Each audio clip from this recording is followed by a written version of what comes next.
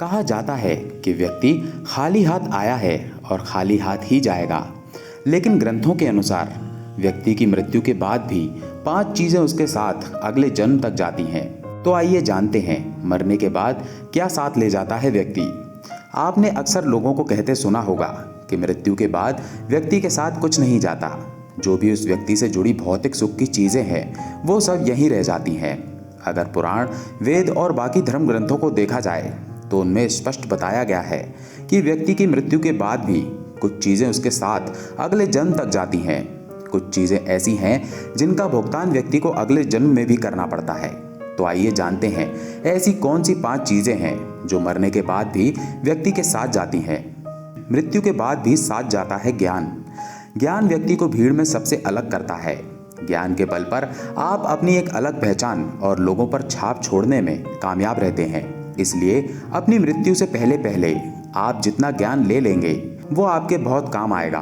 दरअसल ऐसी मान्यता है कि जीवित रहते हुए व्यक्ति जो गुण सीख लेता है वो उसके साथ मृत्यु के बाद भी जाते हैं।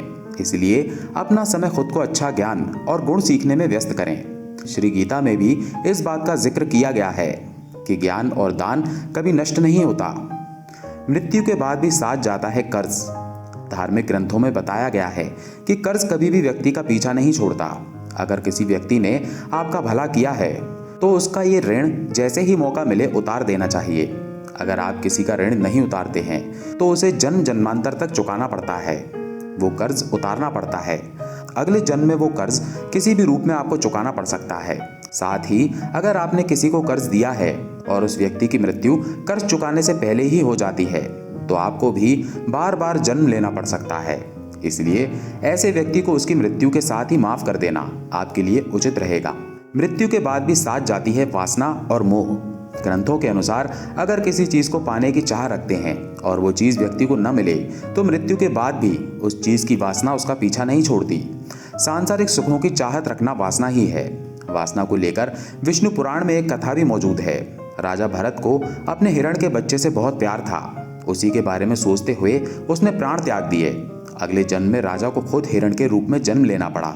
इसलिए कामना और वासना को अपने मन में हावी नहीं होने देना चाहिए। साथ ही किसी भी चीज को लेकर अधिक मोह नहीं होना चाहिए। मृत्यु के बाद भी साथ जाते हैं कर्म। गीता में कहा गया है कि मनुष्य जीवन बिना कर्म के संभव नहीं है। हर पल मनुष्य अच्छे या बुरे कर्म करता है। मृत्यु समीप आने पर व्यक्ति के कर्मों द्वारा ही तय होता है कि उसे परलोक में सुख मिलेगा या दुख। इन्हीं के परिणाम से अगले जन्म में अच्छा या बुरा फल प्राप्त होता है। कर्म 7 जन्मों तक व्यक्ति का पीछा नहीं छोड़ते। इसका एक उदाहरण महाभारत में भी मौजूद है। बाणों की शैया पर लेटे हुए भीष्म ने भगवान श्री कृष्ण से जब पूछा कि मुझे ऐसी मृत्यु क्यों मिली तो भगवान कृष्ण ने उन्हें 7 जन्म पहले की घटना याद दिलाई। 7 जन्म पहले भीष्म ने एक अधमरे सांप को उठाकर नागफनी के कांटों पर फेंक दिया था।